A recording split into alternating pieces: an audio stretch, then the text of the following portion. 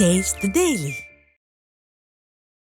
இந்த சாங் சரியில்லை, லுக்கு சரியில்லைன்றதெல்லாம் வந்து பல ஃபீட்பேக்லாம் நாங்கள் வந்துட்டு இருக்கு. அதெல்லாம் தாண்டி வெங்கட் பிரபு மேலே ரொம்ப நம்பிக்கை இருக்குது. ஏன்னா மனுஷன் வந்து அவ்வளோ சீக்கிரம் சாதாரணமாலாம் வந்து விட்டுற மாட்டார். இப்போலான ஒரு சாதாரணமான ஒரு கதையில் தளபதி விஜய் உட்கார வைக்காம ஒரு வித்தியாசமான தளபதியை தான் காட்டியிருக்காரு. ஒரு வித்தியாசமான ஸ்க்ரீன் பிளே தான் இந்த படத்துலையும் இருக்கும். நீங்கள் பாருங்களேன், படம் இன்னும் ஒரு 20-25 நாள் தானே இருக்குது. உங்களுக்கு படம் வந்து பயங்கரமான ஒரு சர்ப்ரைஸை கொடுக்கும். அது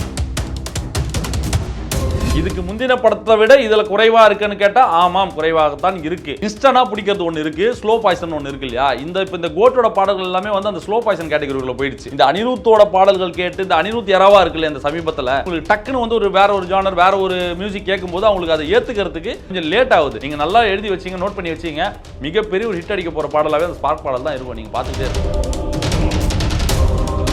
இன்னைக்கு அட்லின்றது பிராண்ட், தளபதின்ற ஒரு மிகப்பெரிய குளோபல் பிராண்ட் சேரும் போது நீங்க சொல்லக்கூடிய இன்னொரு ரமணா மாதிரி கூட எடுத்துட்டு போயிடலாம். அரசியல நமக்கு அது வந்து பயங்கரமா ஹெல்ப் பண்ணும், மைலேஜை கொடுக்கணும் சுயநலமா யோசிக்காம ஆடியன்ஸுக்கு மரியாதை கொடுத்து, ரசிகர்களுக்கு மரியாதை கொடுத்து, அந்த இடத்துலயும் வந்து புதுசா ஆடியன்ஸ்க்கு நான் ஒன்று கொடுக்கணும், சுயநலமா இல்லாம பொதுநலமா யோசிச்சிருக்காரு பாருங்க. அதுக்காகவே எங்க தலைவனை நாங்க கொண்டாடுவோம், தியேட்டர்ல போய் தவம் கிடப்போம். இந்த கோட் பொறுத்த வரைக்கும் தளபதியோட ஒரு பிலிமோகிராஃபிலே வந்து ஒரு அழிக்க முடியாத ஒரு இடத்த கோட்டு பிடிக்குங்க. தளபதி பொறுத்த வரைக்கும் ரொம்ப ஹாப்பியா இருக்காரு, அவுட்புட் நல்லா வந்திருக்குன்றது வெங்கட் பிரபு மேலே நம்பிக்கை இருக்கு. பிஜிஎம் கிங் யுவன் சங்கர் ராஜா பாடல்கள் அப்படி இப்படி அதெல்லாம் இருந்தா கூட பிஜிஎம்ல தூக்கி சாப்பிட போறாரு. சூடத்தை காட்ட போறீங்க தலைவா, மன்னிச்சிருங்க தப்பா பேசிட்டேன்னு.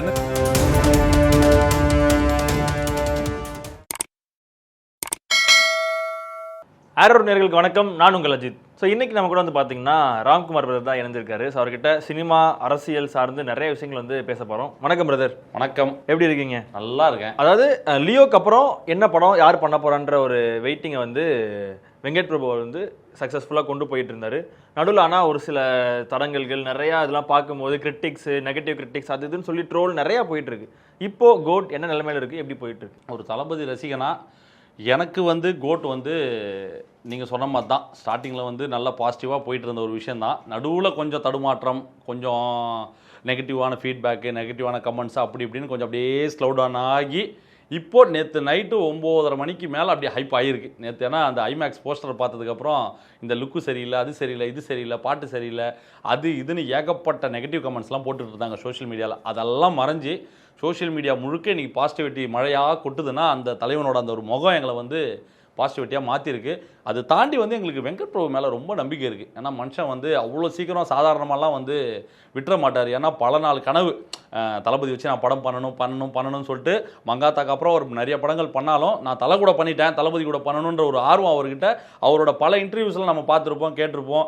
என்ன மாதிரி கதைகள் பண்ண போகிறீங்கலாம் நிறைய பேர் கேட்கும்போதெல்லாம் நான் அவரை வச்சு ஒரு வித்தியாசமான ஒரு கதை தான் நான் பண்ணுவேன், பல நாள் காத்திருப்போம்லாம் அவர் நிறைய பேட்டிகளை சொல்லியிருப்பார். இந்த சாங் சரியில்லை, லுக்கு சரியில்லைன்றதெல்லாம் வந்து பல ஃபீட்பேக்லாம் நாங்கள் வந்துட்டுருக்கு. அதெல்லாம் தாண்டி வெங்கட் பிரபு மேலே எங்களுக்கு ஒரு ரசிகனாகவும் பொதுமக்கள்கிட்ட நான் புழங்குறேன், ஃபேன்ஸ் கிட்ட நான் பேசுகிறேன், அவங்க ஒப்பீனியன்லாம் கேட்குறத வச்சு பார்க்கும்போது எல்லாரும் சொல்கிறது அதுதான்.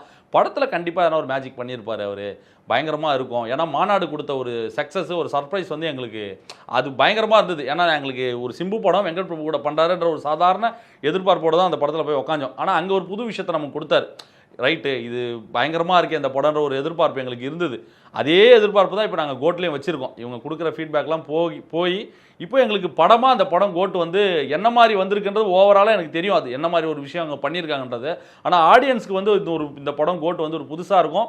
தளபதியும் வந்து வெங்கட் பிரபு எதிர்பார்த்த மாதிரி ஒரு சிம்பிளான ஒரு சாதாரணமான ஒரு கதையில் தளபதி விஜய் உட்கார வைக்காமல் ஒரு வித்தியாசமான ஒரு கதையில் ஒரு எப்படி சொல்கிறது, இது வரைக்கும் நம்ம பார்க்காத ஒரு தளபதியை நான் காட்டணுன்ற ஒரு இவர் வெங்கட் பிரபு சொன்ன மாதிரியே ஒரு வித்தியாசமான தளபதியை தான் காட்டியிருக்காரு. ஒரு வித்தியாசமான ஸ்க்ரீன் பிளே தான் இந்த படத்துலையும் இருக்கும். வித்தியாசமான ஒரு அனுபவம் ரசிகர்களுக்கும் இருக்கும், பொதுமக்களுக்கும் இருக்கும். இது வரைக்கும் பார்க்காத ஒரு விஷயத்தை அவங்களுக்கு பார்த்த ஒரு எக்ஸைட்மெண்ட் இருக்கும். நீங்கள் பாருங்களேன், படம் இன்னும் ஒரு 20-25 நாள் தானே இருக்குது. உங்களுக்கு படம் வந்து பயங்கரமான ஒரு சர்ப்ரைஸை கொடுக்கும். அது இல்லை, அதுதான் என்னன்னா தளபதி அவர்கள் இன்னும் ஒரு படம் பண்ண போறாரு அப்படிங்கிறது எல்லாருக்குமே தெரிஞ்ச ஒரு விஷயம். என்னன்னா ஆரம்பிக்கும் போது ஒரு பெரிய ஹைப், ஒரு யூஎஸ்ல போயிட்டு ஒரு ஃபர்ஸ்ட் லுக்காக இருக்கட்டும், எல்லாமே வந்து ஒரு புதுவிதமான ஹைப்பு. ஃபர்ஸ்ட் லுக் வரும்போது ஒரு சின்ன தடுமாற்றம் வந்து மக்கள்கிட்ட இருந்துச்சு, என்னடா அது ஃபேஸ் ஒரு மாதிரி இருக்கேன்னு சொல்லிட்டு. இப்போ சமீபத்தில் ஒரு சாங், இந்த ஸ்பார்க்ன்ற சாங் வரும்போது இந்த டிஏஜிங் பண்ணதில் ஏதோ தப்பு பண்ணிட்டாங்களா, இல்லை அதில் ஏதாவது மிஸ்டேக் பண்ணிட்டாங்களா, இல்லை உண்மையிலேயே ஸ்க்ரீனில் இவர் இப்படி தான் வரப்போறாரா? ஏன்னா அந்த ஒரு ஏக்கம் இருக்கும். இன்னும் 2 படம் தான் பண்ண போறாங்கன்னா நம்ம தளபதி ஏதோ ஒரு மொமெண்ட்ல ஹைப்ல வச்சு பார்க்கணுன்ற ஒரு ஏக்கம் இருக்கும்போது இந்த மாதிரி இந்த சின்ன வயசுல ஏதோ ஒரு சின்ன தப்பு பண்ணிட்டாங்களோ அப்படின்னு ரசிகர்களை தாண்டி பொதுமக்கள்கிட்டே அந்த ஒரு ஆதங்கம் வந்துருச்சு. தப்புலாம் இந்த இடத்துலையும் பண்ணலை. இப்போ அவங்க காட்டியிருக்கிறது எல்லாமே வந்து ஒரு சின்ன விஷயம் தான் காட்டியிருக்காங்க. ஒரு சின்ன சாங்லேயோ ஒரு சின்ன சின்ன விஷயங்களை தான் அந்த அந்த அந்த நீங்கள் சொல்லக்கூடிய அந்த டெக்னாலஜியை பயன்படுத்தி அந்த யங்கர் போர்ஷனாக காட்டக்கூடிய விஜய் வந்து ஒரு சின்ன போர்ஷனாக தான் காட்டியிருக்காங்க. படமாக நீங்கள் பார்க்கும்போது அந்த சின்ன சின்ன விஷயங்கள்லாம் அவங்க திருத்திக்கிட்டாங்க. அதெல்லாம் மாற்றிக்கிட்டு ரீஒர்க்லாம் பண்ணி அவங்க பயங்கரமாக தான் அது படத்தில் படமாக பார்க்கும்போது உங்களுக்கு எல்லாம் பக்காவாகவே இருக்கும். தவறாகவே இருந்தாலும் நல்லா இல்லை அந்த ஒரு லுக்கு தான் நீங்கள் சொல்கிறீங்க. அந்த டெக்னாலஜியை பயன்படுத்தி வரக்கூடிய லுக்கு தான் சொல்கிறீங்க. இப்போ ஓல்டேஜ் கேரக்டராக காட்டக்கூடிய தளபதியாக இருக்கட்டும், இந்த விசில் போர்டு பாட்டில் ஒரு நார்மல் மிடில் ஏஜில் இருக்கக்கூடிய விஜயை காட்டுற அந்த லுக்கெல்லாம் பக்காவாக பர்ஃபெக்டாக தான் இருக்குது. அதில் எந்த ஒரு குறையும் கிடையாது. நீங்கள் இந்த ஒரு டெக்னாலஜியை பயன்படுத்தி நீங்கள் எங்கே காட்டுறேன்னு சொல்கிறீங்களே, இது பார்க்கறதுக்கு ஒரு மாதிரி ஒரு கொஞ்சம் நெகட்டிவ் ஃபீட்பேக்லாம் வருது இல்லைங்களா? அது படமாக பார்க்கும்போது அதெல்லாம் உங்களுக்கு சரியாயிடும். நான் என்ன சொல்ல வரேன்னா, அந்த படம் உங்களுக்கு கொடுக்கக்கூடிய ஒரு அனுபவம், அந்த எக்ஸ்பீரியன்ஸ், அந்த புதுவிதமான ஒரு விஷயத்தை நீங்கள் பார்க்க போறீங்கன்ற ஒரு விஷயம் இருக்கு இல்லைங்களா? உங்களுக்கு ஒரு படம் நல்லா இருந்துட்டா, அந்த கதை நல்லா இருந்துட்டா, அந்த ஸ்க்ரீன் பிளே நல்லா இருந்துட்டா, குறைகள் எல்லாமே உங்களுக்கு பெருசாக தெரியாது. எனக்கு நம்பிக்கை இருக்குது, அது படத்தில் பயங்கரமாக வரும்ன்ற நம்பிக்கை எனக்கு இருக்குது. அப்படி பை சான்ஸ் தவறும் பட்சத்தில், அந்த லுக்கு சரியில்லைன்ற ஒரு விமர்சனம் வைக்கும் பட்சத்தில், படமாக உங்களை வந்து அது சாட்டிஸ்ஃபை பண்ணிடுச்சுன்னா அந்த குறைகள்லாம் மக்கள் மறந்துடுவாங்க. ஆனால் இதுக்கு நடுவில் வந்து பார்த்தீங்கன்னா இன்னொரு விஷயங்கள், இது வந்து ரசிகர்கள் மத்தியிலே வந்து பெரிய ஒரு கேள்வியாகவே இருந்துச்சு. ரொம்ப வருத்தமான ஒரு விஷயமாவே இருந்துச்சு. என்னன்னா, தளபதியோட பாட்டு ஒன்று வருது, அதாவது விஜயோட ஒரு பாட்டு ஒன்று வருதுன்னா ரிப்பீட் மோடில் போய்கிட்டே இருக்கும். இன்ஸ்டாகிராம் ஃபுல்லாக ரீல் வந்து அந்த தளபதியோட அந்த பேட்டர்ன், அந்த டான்ஸ் ஆன பாட்டுன்னு வந்து ரீல்ஸ் எடுத்து போட்டே இருப்பாங்க. லைக் இது வந்து எக்ஸாம்பிளுக்கு வந்து லியோ ரொம்ப பெரிய பூம், ஃபாரின்ல இருக்கவங்கலாம் வந்துட்டு பண்ணிட்டு இருந்தாங்க அந்த டைம்ல. ஆனால் இப்போ இந்த கோட் படத்துக்கு வரிசையாக 3 பாட்டு வந்துருச்சு. ஆனால் 3 பாட்டுமே வந்து ரிலீஸ் ஆன ஒரு 3 நாள் 4 நாளைக்கு அப்புறம் நம்மளால இன்ஸ்டாகிராமில் எதுலையுமே அந்த பாட்டை வந்து அதிகமாக பார்க்க முடியறதில்ல. ஸோ இந்த மியூசிக் பற்றி என்ன நினைக்கிறீங்க? கோட்டோட இசை இல்லை, அது நான் ஒரு ரசிகனாக அதை நான் அப்செட் பண்ணி தான் ஆகணும். ஏன்னா வந்து சும்மா முட்டு கொடுக்குறேன்ற பேரில் அது பொய் சொல்லியோ அந்த வரக்கூடிய விமர்சனங்களை வந்து நம்ம அது பார்க்காமே நம்ம பேச முடியாது, அதை கடந்து போயிடவும் முடியாது. அதை நாங்களும் பார்க்குறோம், நாங்களும் அதை பார்த்துக்கிட்டு தான் இருக்கோன்றதுனால அது உண்மைதான். நீங்கள் சொல்லக்கூடிய நீங்கள் வைக்கக்கூடிய விமர்சனம் உண்மைதான். எடுத்த உடனே வர விமர்சனமே வந்து கேட்ட உடனே எனக்கு பிடிக்கல, இன்ஸ்டன்ட்டாக பிடிக்கிறது ஒன்று இருக்குது, ஸ்லோ பாய்சன் ஒன்று இருக்கு இல்லையா? இப்போ இந்த கோட்டோட பாடல்கள் எல்லாமே வந்து அந்த ஸ்லோ பாய்சன் கேட்டகரிக்குள்ள போயிடுச்சு. இந்த இன்ஸ்டன்ட்டாக கேட்குறேன். இப்போ நீங்கள் லியோ எடுத்துக்கங்க, மாஸ்டர் எடுத்துங்க, இதுக்கு முன்னாடி வந்த படங்கள்லாம் வந்து இந்த அனிருத்தோட பாடல்கள் கேட்டு, இந்த அனிருத் எராவா இருக்குல்ல இந்த சமீபத்தில், அதெல்லாம் கேட்டு பழக்கப்பட்டு இவங்களுக்கு டக்குன்னு வந்து வேற ஒரு ஜானர், வேற ஒரு மியூசிக் கேட்கும்போது அவங்களுக்கு அதை ஏற்றுக்கிறதுக்கு கொஞ்சம் லேட் ஆகுது. ஏன் இந்த ஸ்பார்க் பாடலே எடுத்துங்களேன், கேட்டவுடனே எல்லாருக்கும் ஒரு டிசப்பாயின்மெண்ட் இருந்தது.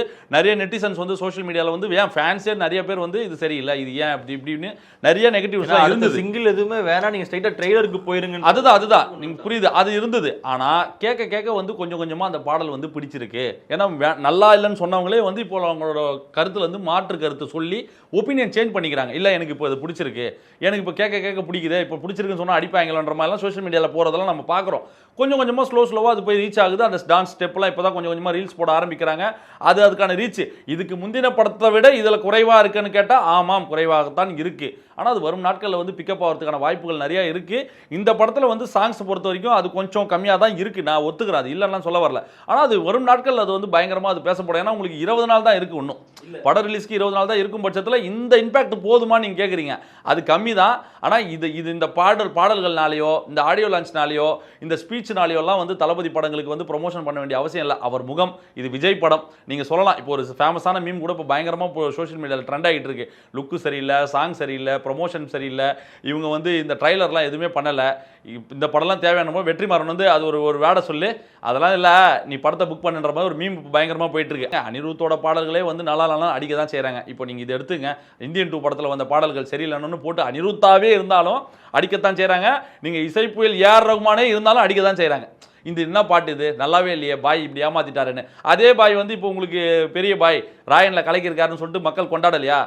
எல்லாருக்குமே ஒரு நெகட்டிவான பக்கம் வரத்தான் செய்யும். இப்போ இந்த கோட் படத்தை பொறுத்த வரைக்கும் இந்த 3 பாடல் வந்திருக்கு. இந்த நீங்கள் விசில் போர்டு சாங்கை கூட எடுத்தவொடனே ஒரு ஃபீட்பேக் சரியாக வரல. ஆனால் போக போக அது ஒரு செலிப்ரேஷன் பாடலாக மாறி இருக்கு. தியேட்டர் மூமெண்ட்டு, தியேட்டரில் போய் செலிப்ரேஷன் பண்ணக்கூடிய ஒரு பாடலாக மாறி இருக்கு. டான்ஸ் ஸ்டெப்லாம் வந்து பயங்கரமாக அது கொண்டாடிக்கிட்டு இருக்காங்க. யூடியூப்லேயும் நல்ல வியூஸ் போயிட்டு இருக்கு. ரெண்டாவதாக வந்த பாடல்கள் ஒரு நல்ல மெலோடி தளபதி வாய்ஸில் கேட்கறதுக்கு நல்லா தான் போய்கிட்டு இருக்கு. இது வந்து வேற ஒரு ஜோன், இது அவ்வளோதான். அது கேட்டு பழக்கப்பட்டவங்களும் இது கேட்கறதுக்கு, இது அடாப்ட் பண்ணிக்கிறதுக்கு கொஞ்சம் லேட் ஆகுதே தவிர நிச்சயமாக வந்து ரொம்ப மாட்டோம், கேட்கவே முடியல, பார்க்கவே முடியலன்ற மாதிரிலாம் கிடையாது. நல்லா இருக்கு. வரும் நாட்களில் வந்து அது கண்டிப்பாக மக்களுக்கு பிடிக்கும். இப்போவே பல பேர் அவங்களோட ஒப்பீனியன் மாற்றிக்கிட்டு இருக்காங்க. வரும் நாட்களில் பாருங்கள், அது இன்னும் பயங்கரமான வியூஸ் போகிறதுக்கான வாய்ப்பு நல்லா இருக்குது. குறிப்பாக அந்த ஸ்பார்க் பாடல் நீங்கள் நல்லா எழுதி வச்சிங்க, நோட் பண்ணி வச்சிங்க, மிகப்பெரிய ஒரு ஹிட் அடிக்க போகிற பாடலாகவே அந்த ஸ்பார்க் பாடல் தான் இருக்கும். நீங்கள் பார்த்துக்கிட்டே இருக்கு. இன்னும் 2 படம் தான் இருக்குது. ரசிகர்களுக்கான ட்ரீட்டா அவர் என்ன வேணாலும் பண்ணியிருக்கலாம். எவ்வளோ இந்த கமர்ஷியல் ரேஞ்சில் அடிச்சு நாக் அவுட் பண்ணியிருந்திருக்கலாம் ரசிகர்களுக்காக. ஏன்னா ரசிகர்களுக்கு என்ன பிடிக்கும் என்ன பிடிக்காதுன்ற வரைக்கும் தெரியும். அடிச்சு இறங்கி அடிச்சிருக்கலாம். ஆனா ஏன் டக்குன்னு இந்த மாதிரி ஒரு ரிஸ்க்? அதுதான் தலைவா தளபதி, அதுதான் தளபதி. நினைச்சிருந்தா பிரசாந்த் நீலுக்கு போனை போடு, ஒரு கால் ஷீட்டை போடு, ஒரு கமர்ஷியலை பண்ணு. ஏங்க நீங்க பிரசாந்த் நீல் அந்த பக்கம் போறீங்க? எங்க அண்ணன் அட்லி இருக்காருங்க, எங்க அண்ணனுக்கு அவர் தாங்க. அட்லியை கூப்பிட்டு இன்னைக்கு அவரு கிட்டத்தட்ட 1500 கோடி கிட்ட ஜவான்ல கலெக்ட் பண்ணிடுச்சு அவர் படம். இன்னைக்கு அட்லின்றது பிராண்டு, குளோபல் பிராண்டு. அவர் பேர் இருந்தாலே உங்களுக்கு போவான். பிளஸ் தளபதின்ற ஒரு மிகப்பெரிய குளோபல் பிராண்டு சேரும்போது அதோட கலெக்ஷன் எப்படி இருக்குன்றது உங்களுக்கு நல்லாவே தெரியும். நீங்க சொல்லக்கூடிய இன்னொரு ரமணா மாதிரி கூட எடுத்துட்டு போயிடலாம். சொல்றேன் நான், அரசியல் படமா நான் எடுக்கிறேன், பயங்கரமான பஞ்ச் டைலாக் வைக்கிறேன், உங்களுக்கு அது தெரியும். எங்க அண்ணன் அட்லிக்கு தெரியும் தளபதி எப்படி காட்டணும், எப்படி மக்கள் கிட்ட கொண்டு போய் சேர்க்கணுன்றதுல அவருக்கு நல்லாவே தெரியும். ஏன் அட்லியை வச்சு இன்னொரு படம் பண்ணிட்டு போயிடலாம்ல? அந்த இடத்துலையும் பாருங்க, அவர் புதுசாக ஆடியன்ஸ்க்கு நான் ஒன்று கொடுக்கணும் நினச்சிருந்தா பண்ணியிருக்கலாம் தலைவா. நான் அதான் சொல்கிறேன், நான் கமர்ஷியல் படம் எடுக்கிறது ஈஸின்னு நான் வந்து மட்டம் தட்ட விரும்பலை. அதுவும் கஷ்டம் தான். ஆனால் அது வந்து ஃபார்முலாவாக பார்த்தீங்கன்னா ஈஸி. அது இன்னொரு சோஷியல் இஷ்யூ உள்ளே கொண்டு வந்துட்டு இன்னைக்கு ஒன்றிய அரசு செய்யக்கூடிய அவலங்கள்லாம் தூக்கி உள்ளே வச்சு ஒரு கமர்ஷியல் பேக்கேஜ் பண்ணி தட்டிடலாம். ஐயா, தமிழ்நாட்டில் இந்தியாவில் ஏகப்பட்ட பிரச்சனைகள் போயிட்டு இருக்குங்க ஐயா. நீங்கள் பேசணும்னா பல மேட்டரை நீங்கள் எடுத்து பேசலாம். ஒரு 4 விஷயத்தை தூக்கி உள்ளே போட்டு அரைச்சி தட்டி விட்டோன்னா உங்களுக்கு 1000 கோடி அசால்ட்டு. புரியுதுங்களா? அதை ஏன் பண்ணல எங்கள் தலைவன்? அந்த இடத்துல டிஃப்ரெண்ட்டாக நான் ஒன்று பண்ணணும், ஆடியன்ஸை புதுவித அனுபவத்தை கொடுக்கணும். ஆஃப்டர் சுறாக்கு அப்புறமே நீங்கள் எடுத்துங்க காவலன் டு கோட். ஏதாச்சும் ஒன்றை போல இருக்கா கதை? கேரக்டர் ஒன்றை போல இருக்கா? கிடையாது. போலீஸு ரவுடி, மறுபடியும் போலீஸு மறுபடியும் ரவுடி, அந்த கான்செப்ட் இருக்கா? கிடையாது. ஒவ்வொரு கதையிலையும் மாற்று, வேறு வேறு ஜோனரு, வேறு வேறு கேரக்டர்ஸாக தான் ஒரு தளபதி லாஸ்ட் டிகேட்டாகவே பண்ணிக்கிட்டு வந்துட்டு இருக்காரு. ஏன்னா ஆடியன்ஸ்க்கு நான் இந்த டைம்லையும் ஏன்னா இந்த படம் நமக்கு வந்து பயங்கரமாக ஓடிச்சுன்னா அரசியலில் நமக்கு அது வந்து பயங்கரமாக ஹெல்ப் பண்ணோம், மைலேஜை கொடுக்கணும் சுயநலமாக யோசிக்காமல் ஆடியன்ஸுக்கு மரியாதை கொடுத்து ரசிகர்களுக்கு மரியாதை கொடுத்து அந்த இடத்துலையும் வந்து சுயநலமாக இல்லாமல் பொதுநலமாக யோசிச்சிருக்காரு பாருங்க. அதுக்காகவே எங்கள் தலைவனை நாங்கள் கொண்டாடுவோம், தியேட்டரில் போய் தவம் கிடப்போம். ஸோ அதே மாதிரி ஃபர்ஸ்ட் லுக் வந்துச்சு, அதுக்கப்புறம் சின்ன ஒரு கிளிம்ஸஸ் வந்துச்சு, சாங்ஸ் எல்லாம் வந்துச்சு. எல்லாத்துலேயுமே வேரியேஷன், அந்த ஒரு லுக்கு ஒன்று இருக்குது. நம்ம பார்க்குற மாதிரி விசில் போட்டில் ஒரு லுக் இருக்குது, அந்த கிளிம்ஸஸ் பார்க்கும்போது அதில் ஒரு 2 லுக் இருக்குது.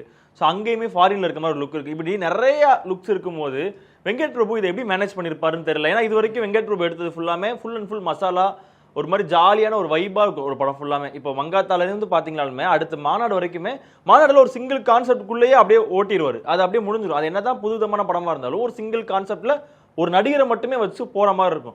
இது வந்து ஒரு பெரிய நடிகர், அவர் வந்து இத்தனை வேடங்களில் வந்து அவர் வந்து காட்டணும், அதை எப்படி சிக்கல்கள் இல்லாமல் அந்த நூல் பிடிச்சி கரெக்டாக கொண்டு போயிடுவாரா அப்படிங்கிறது இப்போ எல்லாருக்குமே ஒரு கேள்வியாகவே இருக்கு. மங்காத்தான் நீங்கள் சொன்னதுனால நான் ஒரு ரீகால் பண்ண விரும்புகிறேன். அந்த டைமில் மங்காத்தா ஃபர்ஸ்ட் லுக் வரும்போது வெங்கட் பிரபு கழுவி ஊத்தாத அஜித் ரசிகர்களே கிடையாது.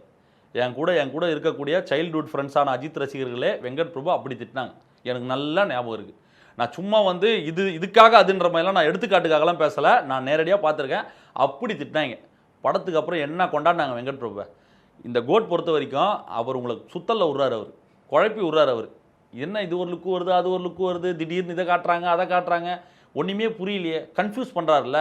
அதெல்லாம் அதுக்கான உங்களுக்கு இந்த டைம் லூப் என்ற கான்செப்டே வந்து பாமரனுக்கு புரிய வச்சிட்டாருங்க. அவர் மாநாட்டில் ப்ரூவ் பண்ணிட்டாரு.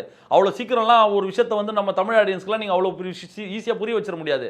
அதையவே அவர் சாதாரணமாக பண்ணிட்டார். நல்லா இருக்கு இதுன்ற மாதிரி நம்ம அந்த ஸ்க்ரீன் பிளேவோட உங்களை வந்து கனெக்ட் பண்ணி விட்டார்ல, அந்த மாதிரி விஷயத்த ஒரு மேஜிக்கை ஸ்க்ரீன் பிளே பேட்டர்னை இதில் அவர் கண்டிப்பாக பண்ணியிருப்பார். எனக்கு நம்பிக்கை இருக்குது.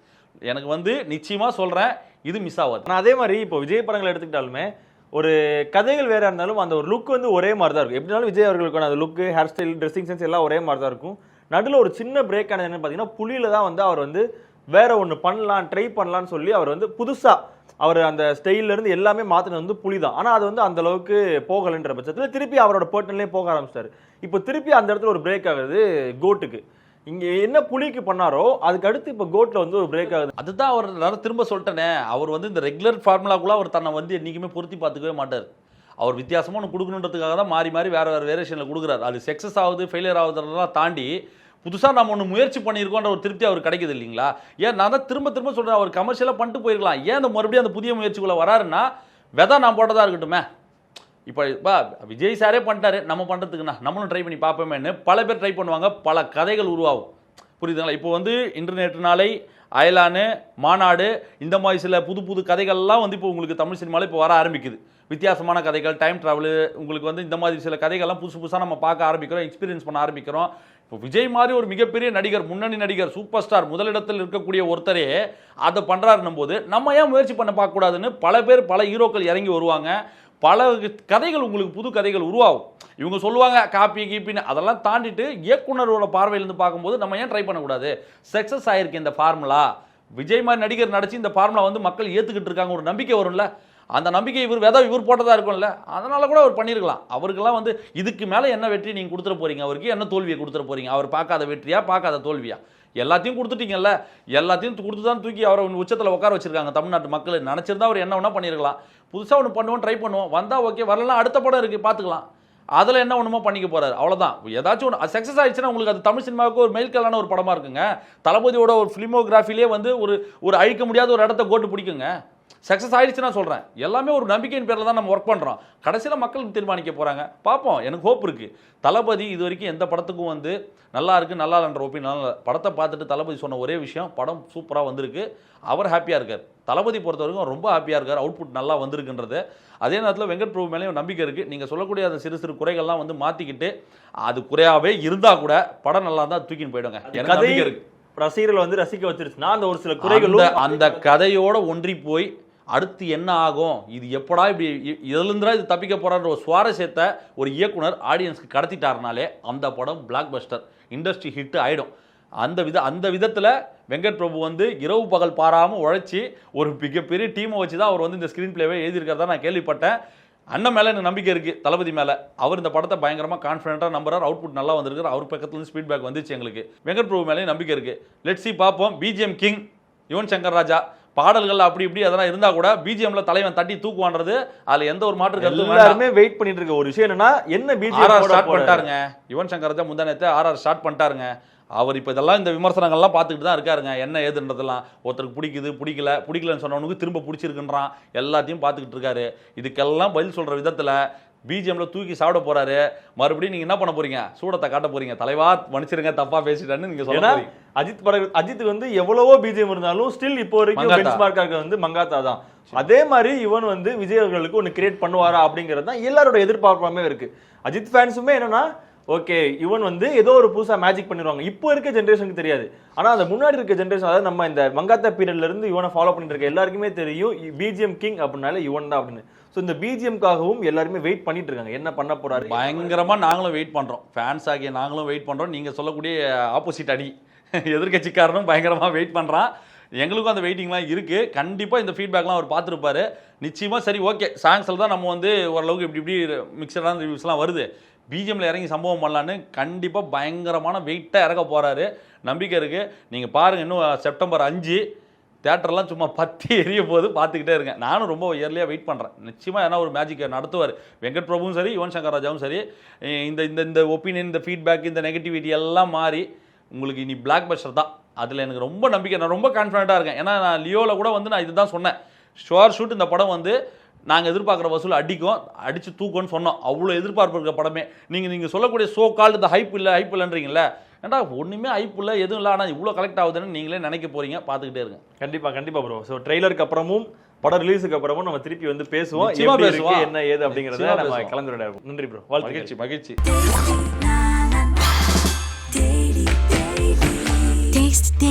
Taste the Daily.